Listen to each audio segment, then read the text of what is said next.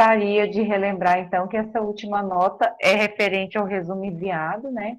Colocado lá no ambiente, que é o muro, naquele quadradinho que é chamado de bloco específico, que eu abri para vocês, que aí na semana que vem eu vou fechar a nota, tá bom?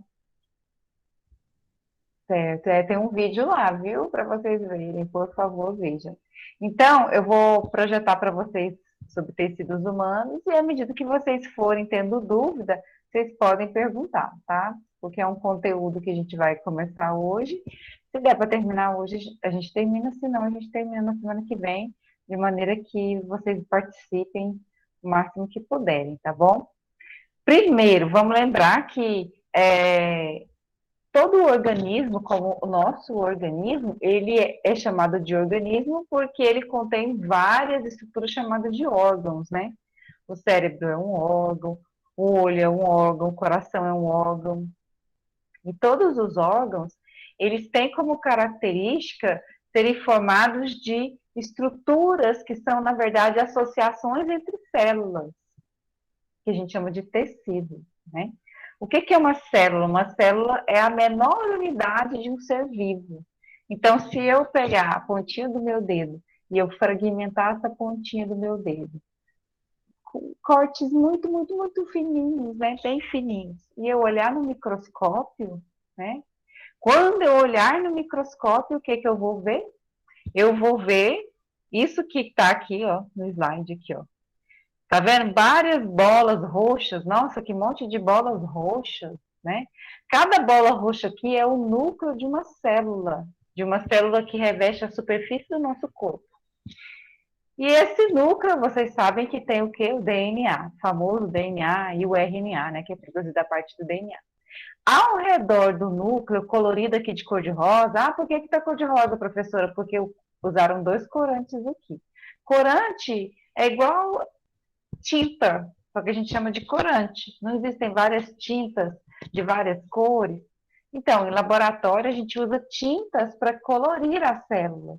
Sendo que existem tintas, só que o termo certo é corante, corantes para núcleo, geralmente a gente usa esse corante, a gente chama de azul de metileno ou azul de toluidina, ou então hematoxilina, que é específico para núcleo e cora de roxo, azul, bem escuro roxo, e o corante de citoplasma, que cora de cor rosa, que a gente chama de eosina, né? Então, aqui, o citoplasma é o rosado e o núcleo é o roxeado. Então, se a gente tem vários núcleos aqui juntos, eles não estão unidos pelo núcleo. Ao redor tem o quê? Um citoplasma, né? E todo citoplasma tem um limite, que vocês conhecem por membrana, mas que como aqui a gente não está enxergando, né? Não dá para a gente ver aquela membrana. A gente sabe que tem um limite, igual a parede, né? Que é o limite do quarto.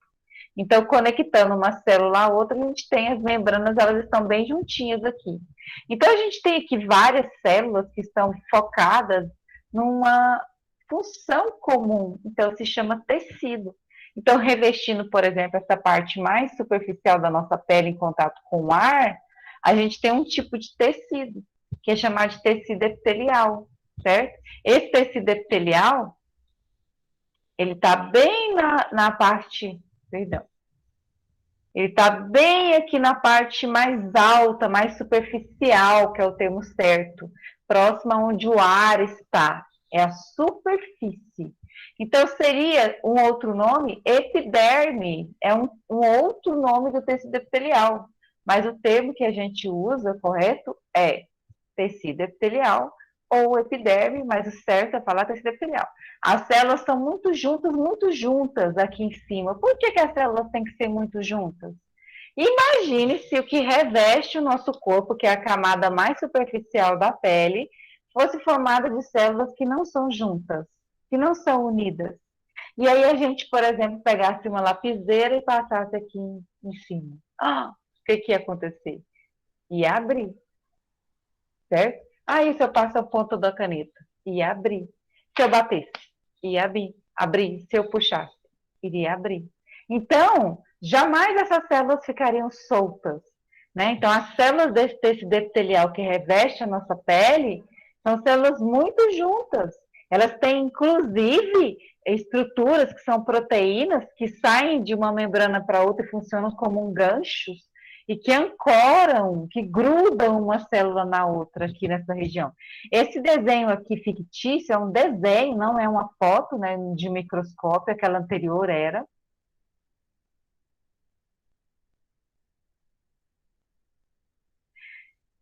Mostra, então, pontos aqui, ó. Cada ponto seria o quê?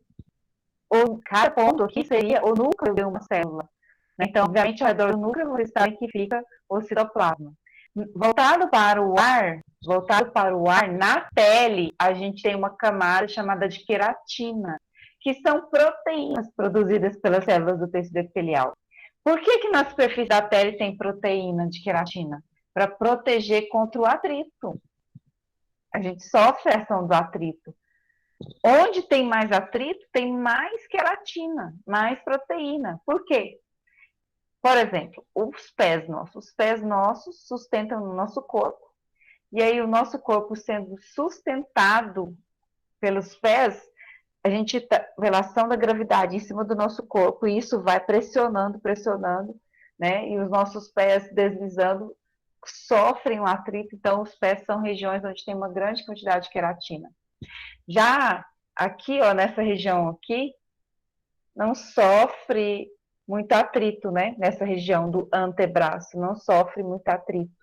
Então, se a gente passar o dedo aqui nessa região aqui, a gente vai sentir que a pele aqui, ela tem uma textura diferente do que se a gente passar, por exemplo, isso, Augusto, onde a gente tem calos, né? O que são os calos?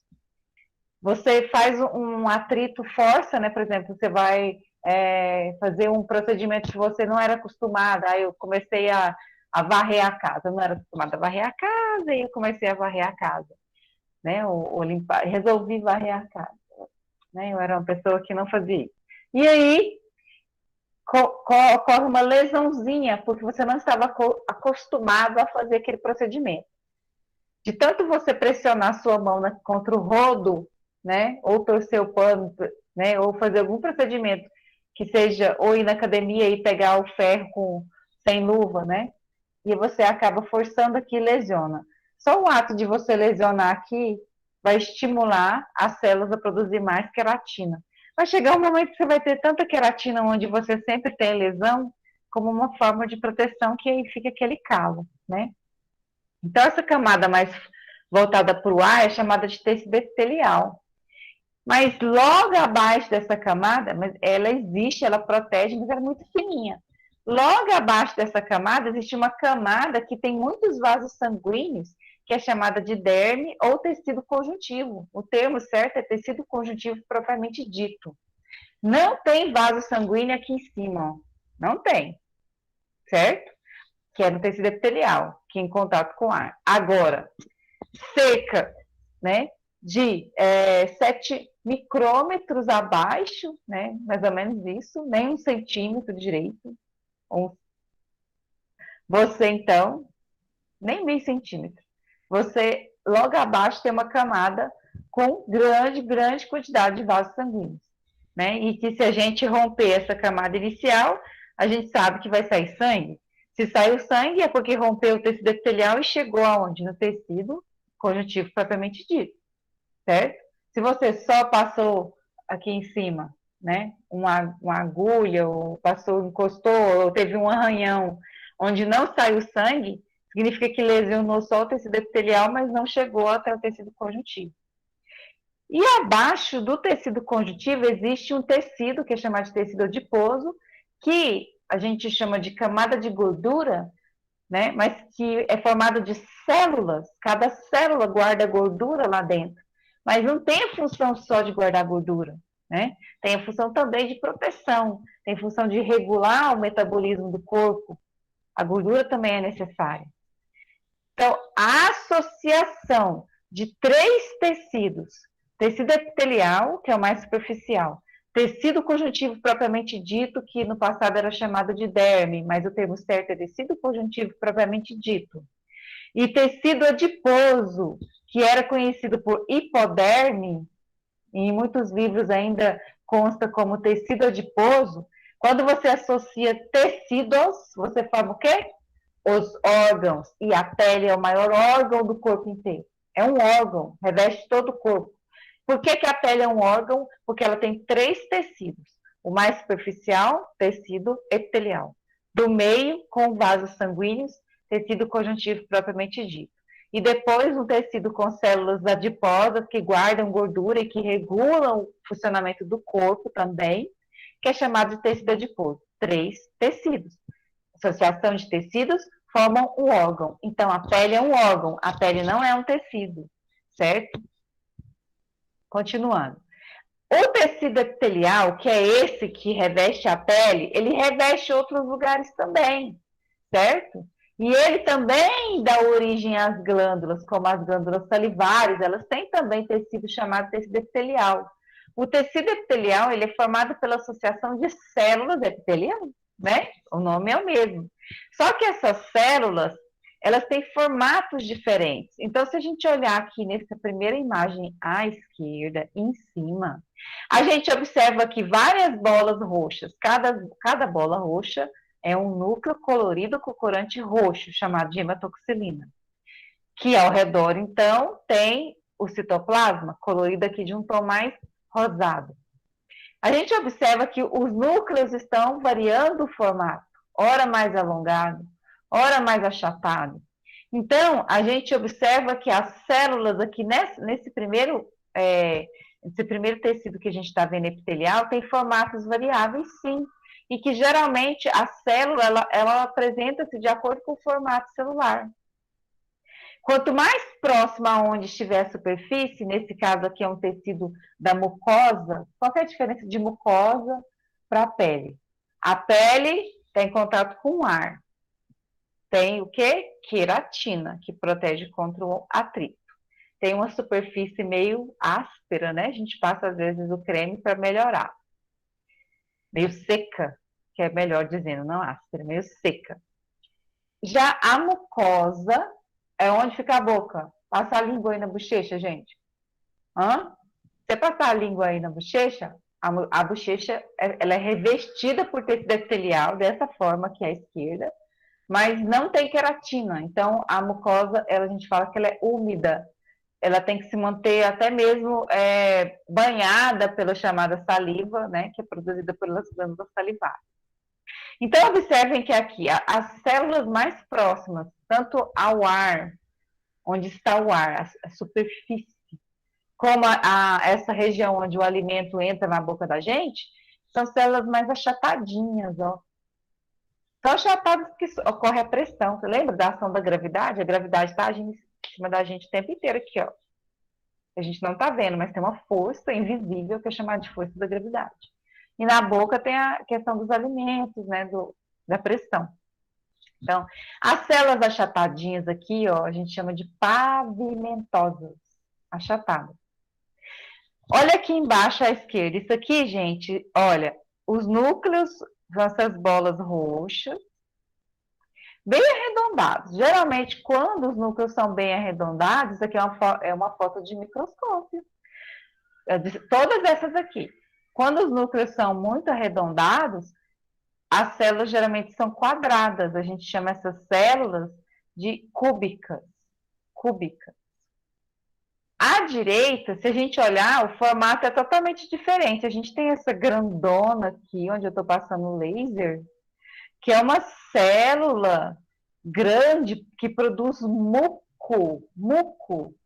O muco polissacarídeo, que é chamado de catarro. Na região da traqueia, lembra? Todo mundo lembra de a traqueia? A gente respira.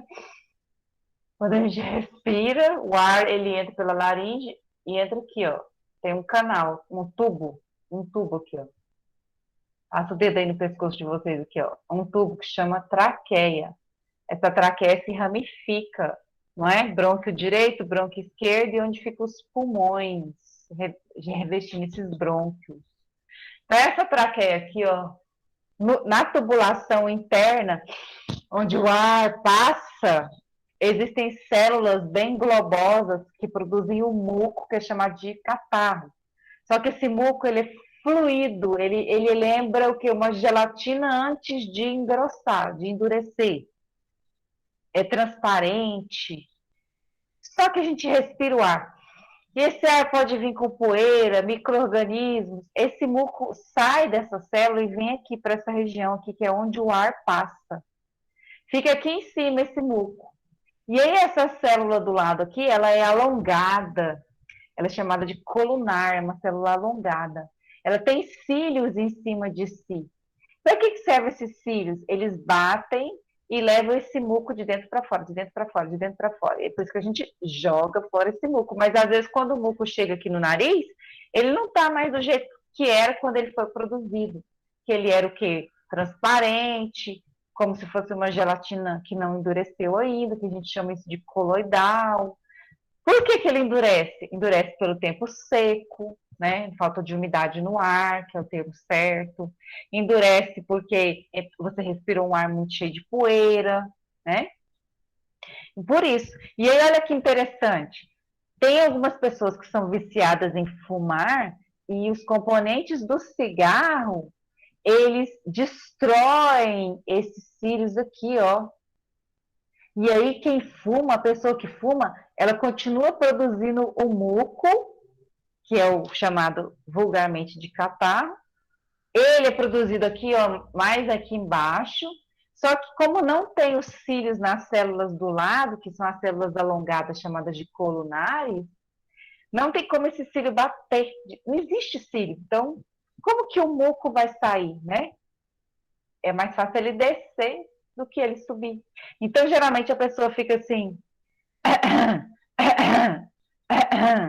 certo? Tentando eliminar esse muco. Existe o chamado tecido conjuntivo. O tecido conjuntivo, na verdade, é uma variação de vários tecidos. Então, lembra que eu falei na pele, abaixo do tecido epitelial, a gente tem o chamado tecido conjuntivo propriamente dito. Onde aqui à esquerda, em cima, a gente tem uma imagem onde tem uma estrutura gelatinosa coloidal também, que é chamada de matriz, onde tem colágeno, chamado colágeno, não fica aqui em cima, ele fica abaixo do tecido epitelial, no tecido conjuntivo. O tecido sanguíneo, o sangue, é um tipo de tecido conjuntivo. O tecido adiposo é um tipo de tecido conjuntivo. O tecido cartilaginoso, o tecido ósseo, são tipos de tecido conjuntivo, certo? Bom, então, o tecido conjuntivo propriamente dito, o tecido sanguíneo, que é chamado de tecido hematopoético, o tecido adiposo e o tecido ósseo e cartilaginoso, eles são tipos de tecido conjuntivo. Esse chamado TCPD é o tecido conjuntivo propriamente dito, é o que fica abaixo do tecido epitelial na pele. Que imagem é essa aqui à direita? Essa imagem, gente, é a imagem de um embrião. O que é um embrião? Né? Nós, seres humanos, antes de sermos seres humanos, né? Vocês adolescentes, eu adulta, vamos retornar alguns anos atrás. Com 10 anos, 8, 9, 10, né? Chegamos a 3 anos, 2 anos, 1 ano. Beleza. Antes de 1 ano, bebezinho recém-nascido. Antes de bebezinho recém-nascido, onde vocês estavam? Na barriga da sua mãe. Ficou 9 meses lá em processo de crescimento. No 9º mês, você já era um bebezinho bonitinho. Antes do 9º mês, você não era um bebezinho bonitinho.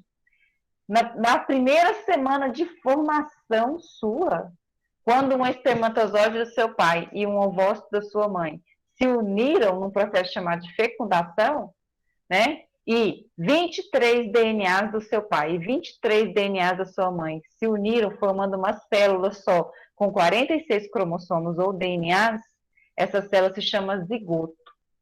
Você já foi uma célula só, fruto da fusão, da união de espermatozoide com ovócito, que é o nome certo do gameta feminino. Quando essa única célula se formou, que é o zigoto, essa célula começa a se dividir. Quando ela começa a se dividir, ela se chama embrião.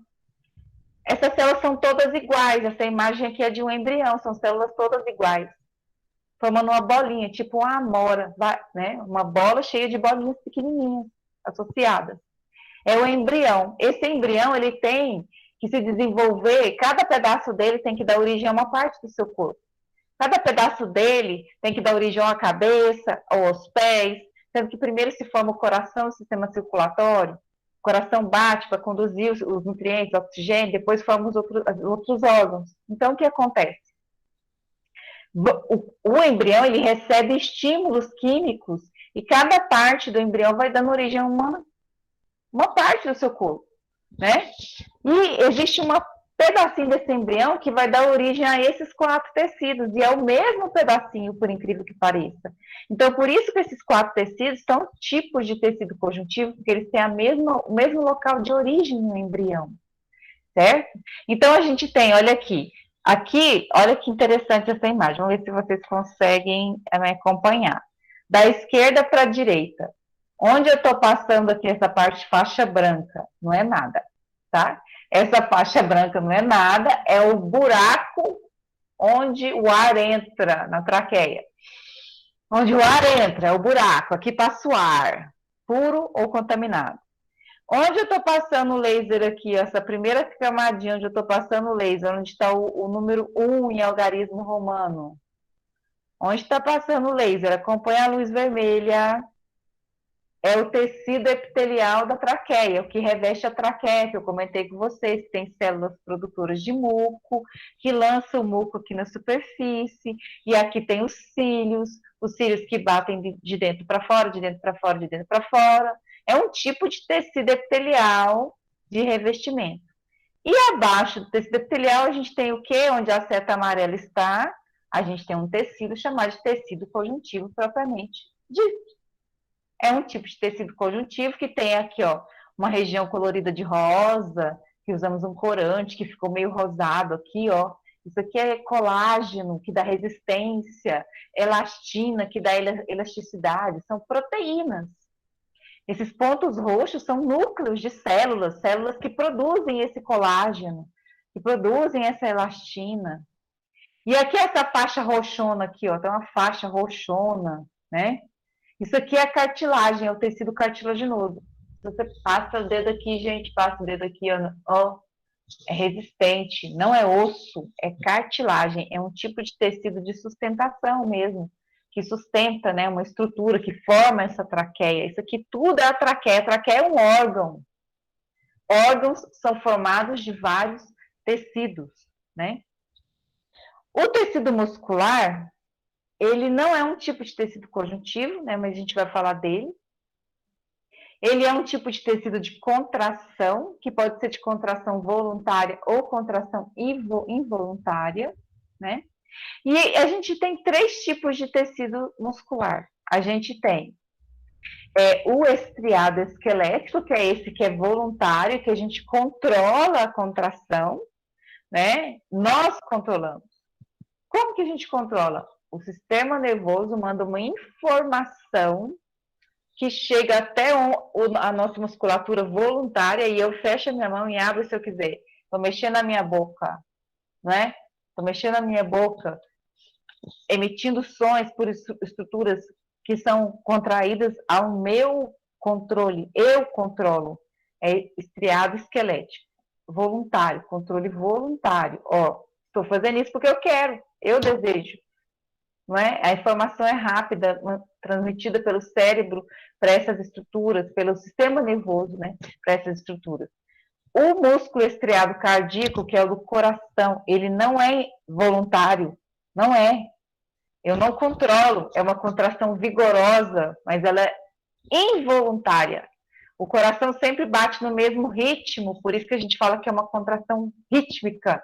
Por que tem que ser o mesmo ritmo? Para poder fluir o sangue, é uma bomba, né? Fluir o sangue pelo sistema circulatório do mesmo jeito sempre, levando oxigênio, né? Tirando o gás carbônico. E existe a musculatura lisa, que envolve, por exemplo, está na região dos intestinos, que se contrai de forma um pouco mais lenta e a gente não controla também, é involuntário. Então, o músculo estriado cardíaco e o músculo liso são tipos de musculaturas involuntárias. A gente não controla, a gente não tem a capacidade de falar para o intestino assim, olha, intestino, eu quero que você funcione mais rápido, porque eu quero que você funcione mais rápido, né? Ou então, intestino, por favor, agora eu não posso, né? Como se diz, fazer nada, né? Porque eu não posso usar o banheiro agora, intestino. Não tem como, né? É involuntário, é um controle de uma parte do sistema nervoso que a gente não controla. É sem a nossa vontade, né? Aline Fernandes, do primeiro A, não pôde comparecer. Certo, ok. Assiste a aula. Bom, continuando aqui. Então, aqui seria uma imagem, um desenho fictício, né, mas que é muito ilustrativo, para mostrar que esses três tipos de músculos, eles têm formatos diferentes, né? As células do tecido muscular, que todo tecido é formado de célula.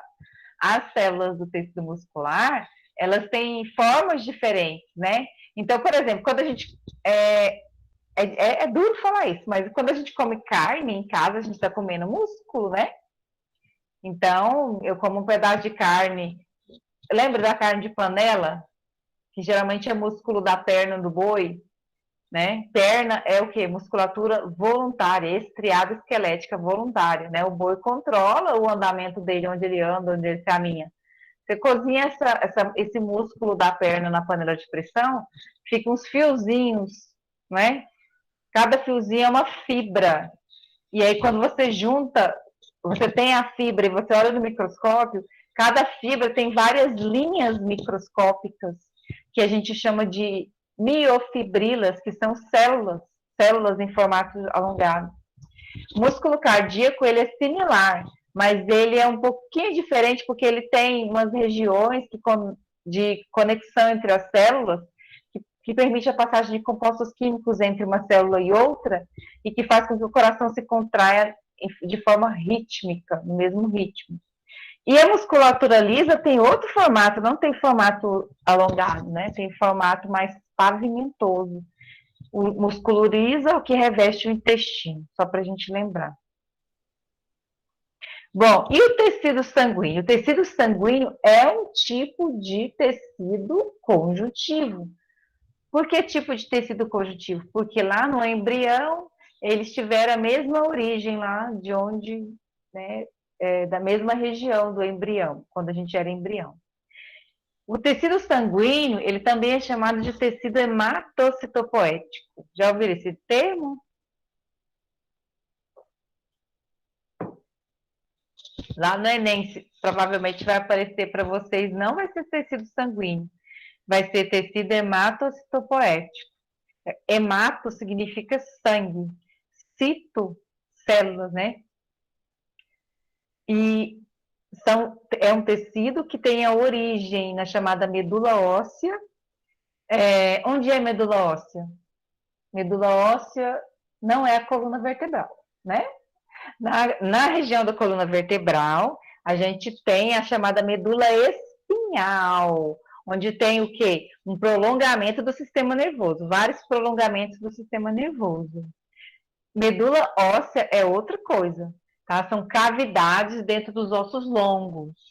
Quais são os ossos longos? O fêmur, os braços, né? Antebraço, braço, né? Onde mais tem medula óssea? Nos quadris. São cavidades. E nesses locais ocorre a produção dessas células e a associação de células, essa associação de células forma, então, o tecido hematocitopoético. Tecido é associação de células. E nesse tecido sanguíneo, ou hematocitopoético, cada célula tem uma função altamente especializada, não é? Então, a gente tem essa célula vermelha, colorida de vermelho. Gente, essa imagem ela é uma imagem verdadeira, só que não é uma imagem de microscópio simples comum, não, tá? É uma imagem de microscopia chamada de varredura, que é uma microscopia que depois eu vou mostrar para vocês antes de fechar o ano, que ela consegue ver a imagem tridimensional e ela aumenta mais de 100 mil vezes o tamanho da imagem. Vocês veem que, vocês lembrarem que a gota de sangue você não vê nada, né? Vê nada, nada, nada, nada. O sangue ele é vermelho porque ele tem maior parte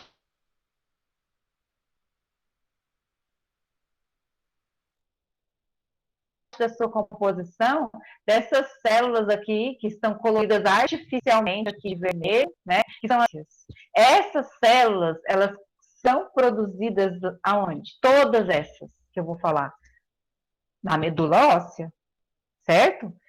Todo mês ocorre a reposição dessas células. E a hemácia, para ela ser produzida, ela precisa de ferro. Para ela ter dentro de si um componente bioquímico muito importante, que é a hemoglobina, que transporta o oxigênio, essa hemoglobina, que é uma proteína que existe dentro dessa hemácia, ela precisa de ferro. Essa hemácia, quando ela está pronta, ou seja, está pronta para ser liberada de dentro da medula óssea para a corrente sanguínea, que é o lugar que ela tem que ficar, ela perde o núcleo. E aí ela perde o núcleo porque o núcleo não tem função mais. E aí essa célula, então, ela vai passar a executar a função de transporte de oxigênio, né, pelo sangue todo, e ela fica com esse formato parecendo uma bolachinha Mabel, mas sem o buraquinho, né, uma profundidade no meio. A maior parte do tecido sanguíneo é de hemácias, certo? Eu vou falar de cada uma, viu, Vitória? Então, essas células aqui coloridas em verde, a gente tem vários tipos de células coloridas em verde, mas aqui é uma coloração artificial. São células de defesa, e não existe um tipo de célula de defesa só, existem vários tipos de células de defesa. O termo certo é célula de defesa, não glóbulos brancos, certo? Vírus, ótima pergunta. Jamais a gente veria vírus aqui. Por quê? Apesar disso aqui ser uma imagem muito ampliada, o vírus, ele não é uma célula, o vírus é um fragmento, né? É uma estrutura que é acelular, é uma estrutura formada de cápsula de proteína e que seria, imagine aqui, ó, tipo um micropontinho em cima dessa célula vermelha que você nem enxerga, como se eu fizesse um ponto de, sabe, o ponto final? Fizesse um pontinho final aqui em cima dessa hemácia, mas esse ponto final, assim, muito, muito, muito, muito, muito menor, a gente não ia enxergar o vírus aqui, nessa ampliação. Teria que ampliar muito, muito, muito mais essa imagem. De tão pequeno que o vírus é, certo? Então, aqui a gente está vendo só célula mesmo. E aqui em verde são células de defesa, cada célula de defesa tem uma função. Existem células de defesa, por exemplo, que estão relacionadas com produção de anticorpos, os linfócitos. São um tipo, os linfócitos. A gente tem células de defesa que são os eosinófilos, que estão relacionados com a alergia.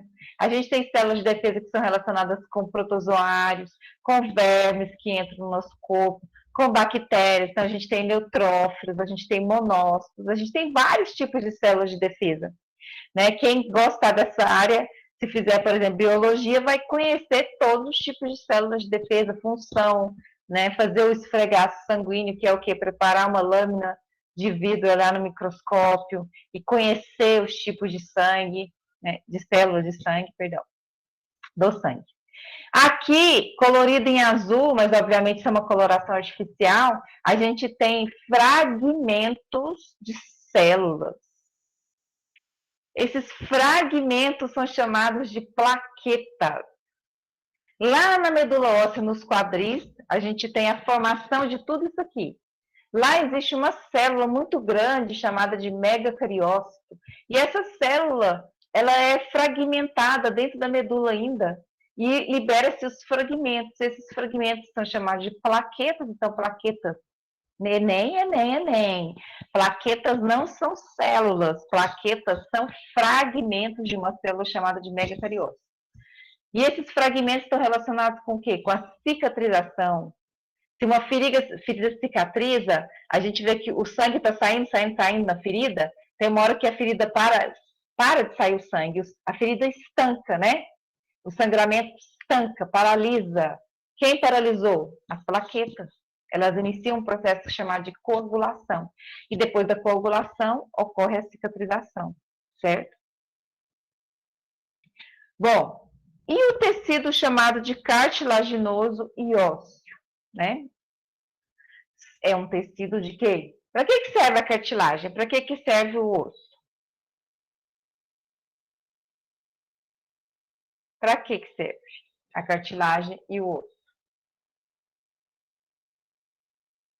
Lembra que eu falei que aqui na traqueia a gente tem cartilagem? Ó, na orelha tem cartilagem, o nariz tem cartilagem. Aqui é cartilagem no dedo? Muito bem, sustentação. Cartilagem tem entre o osso e o outro para proteger contra atrito, por exemplo. Cartilagem e osso, né? Esses tecidos, eles formam o chamado esqueleto das estruturas, eles dão sustentação, né? Eles que formam o suporte das estruturas.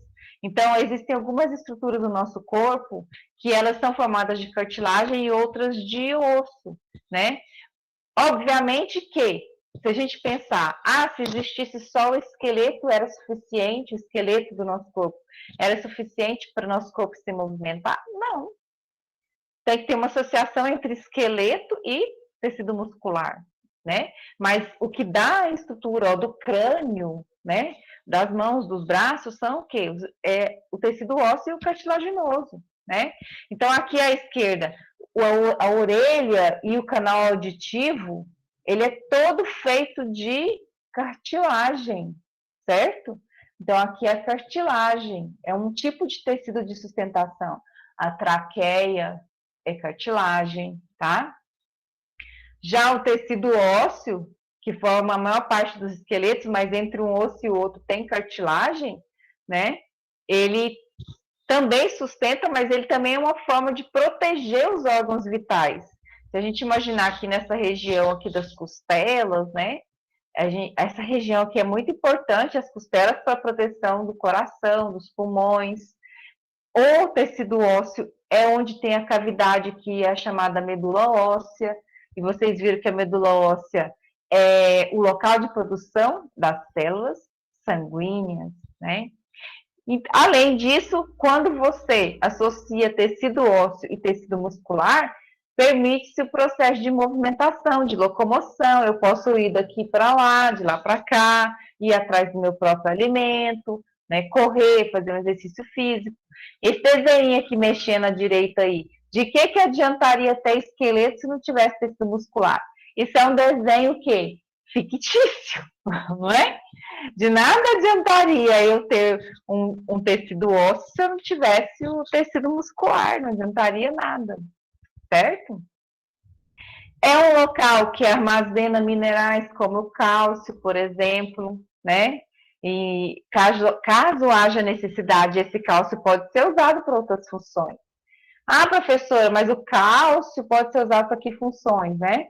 O cérebro da gente, quando a gente manda informação de um lugar para o outro, só o ato, por exemplo, de enxergar, de ouvir, de mexer, tudo isso depende de cálcio. Toda informação cerebral que é transmitida de uma para outra depende de cálcio. Não sei se vocês sabiam. Então, assim, a alimentação nossa em cálcio é muito importante. E o que a gente come de cálcio, que vem da onde? Do leite, dos derivados do leite, vai para o osso e vai para o cérebro e para o sistema nervoso como um todo. Certo? Dúvida, gente, até aqui?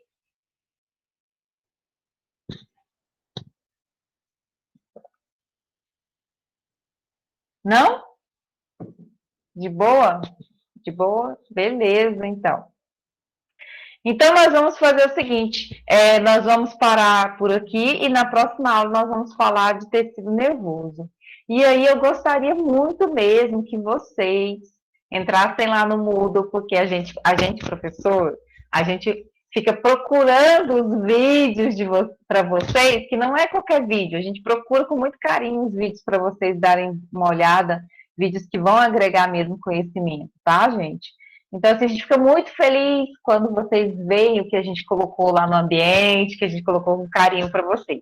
Então, por favor, para a gente fazer o fechamento desse módulo, dá uma olhadinha lá, por favor, no vídeo que eu coloquei para vocês lá, certo? Tudo que vocês acessam lá no ambiente do Moodle eu vejo que vocês acessaram, tá?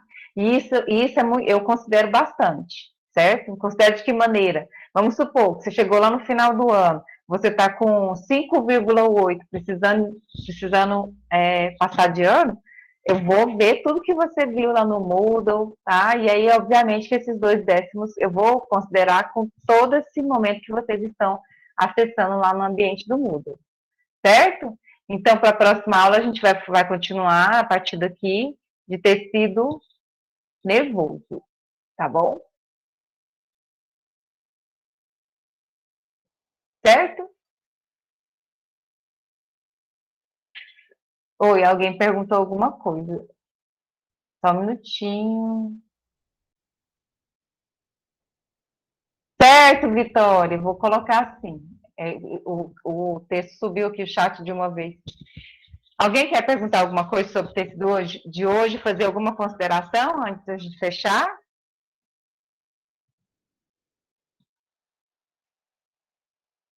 Pode perguntar, gente. Ninguém perguntou nada, todo mundo calado. Hum? Depois vem a dúvida, né? Ninguém perguntou sobre leucemia, né? Ninguém quer saber, não, de leucemia? O que é leucemia? Hum? Só vou fazer um comentário aqui com vocês rapidinho. Leucemia é um câncer. O que é câncer? Câncer é o quê? Vou falar. É tipo uma mutação Cân- na célula, não é?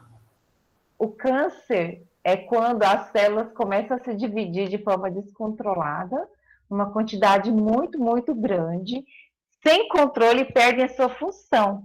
Muitos tipos de câncer têm relação com mutação no DNA, uma alteração no DNA, mas nem todos eles, certo? Mas mesmo que a gente tenha essa mutação no DNA, ela pode não exercer a sua alteração. Você pode ter uma alteração no seu DNA, mas você pode nunca desenvolver essa doença. Precisa de algum fator ambiental para ativar. Por exemplo, contato com um produto químico muito forte, certo? Ou um trauma muito pesado.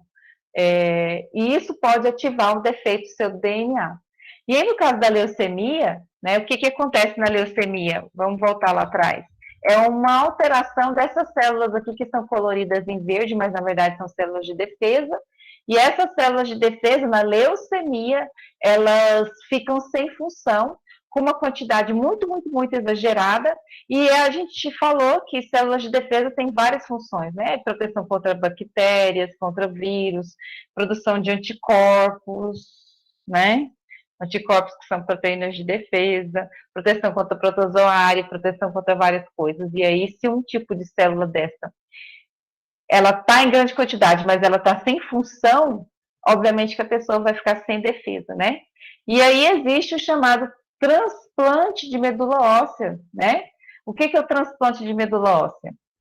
A pessoa que é doente, ela vai ter a sua medula tratada, né, geralmente com produto químico ou radiação, então vai morrer as células originais da própria pessoa. E aí ela recebe células novas que vêm de um doador. Então o doador, ele vai ter então um pedacinho não, né, porque é um fluido.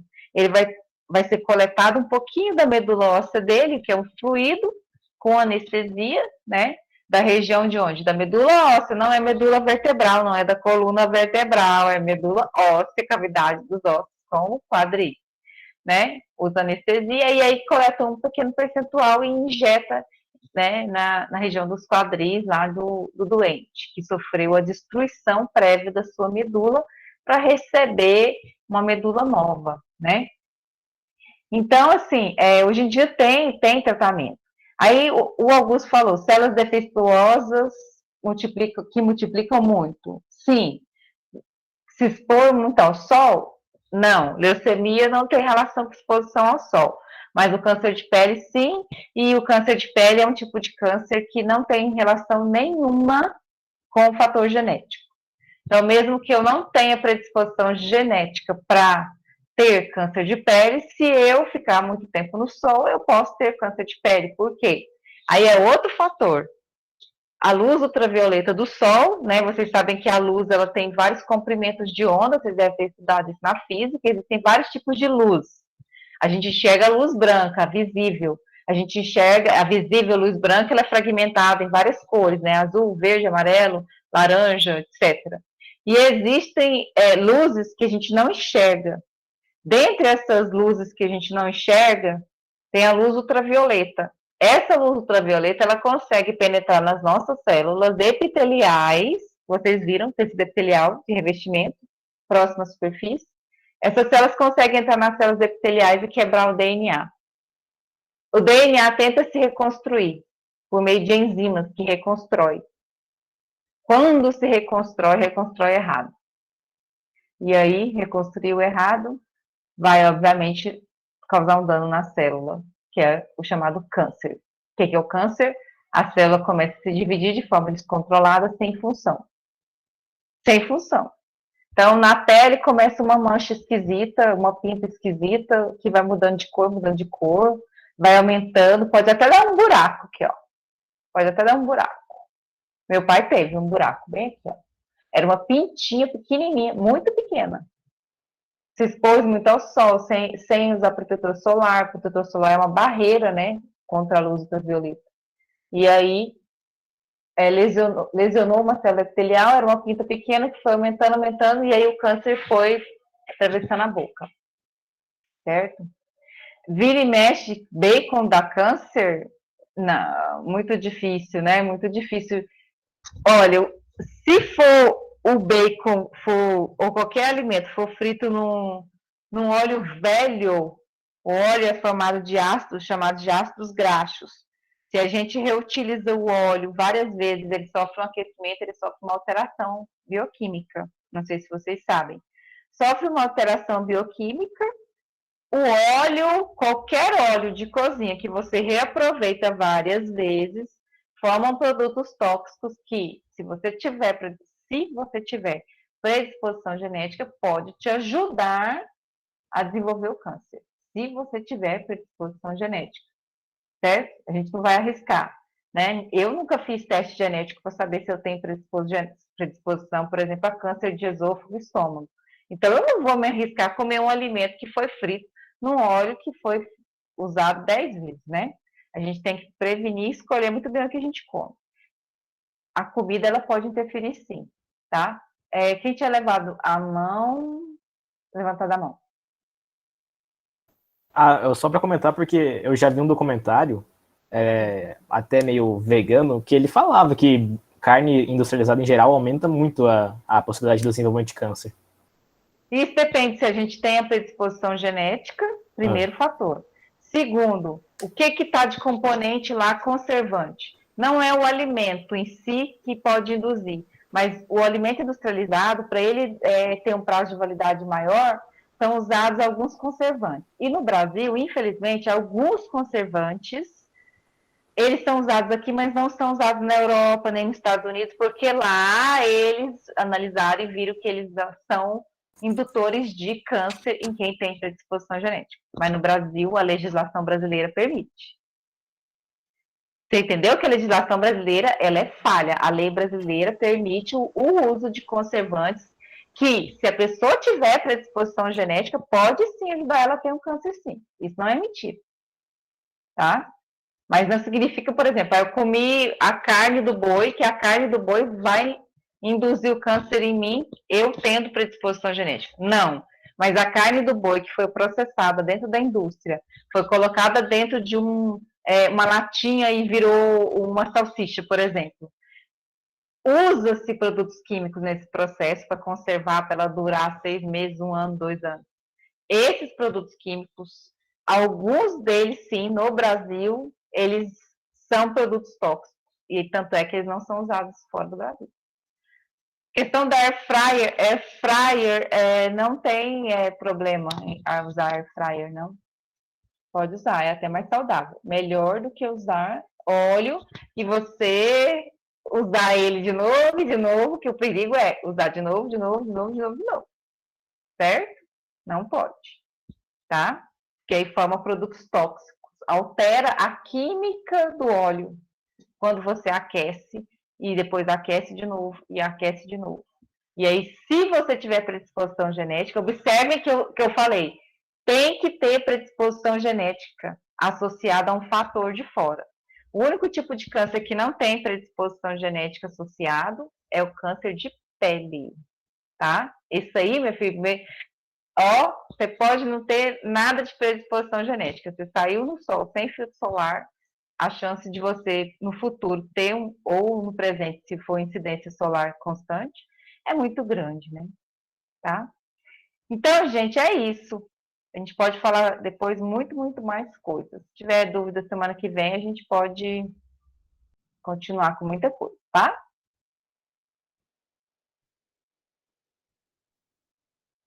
Gosto muito de falar desse tema aí e deixar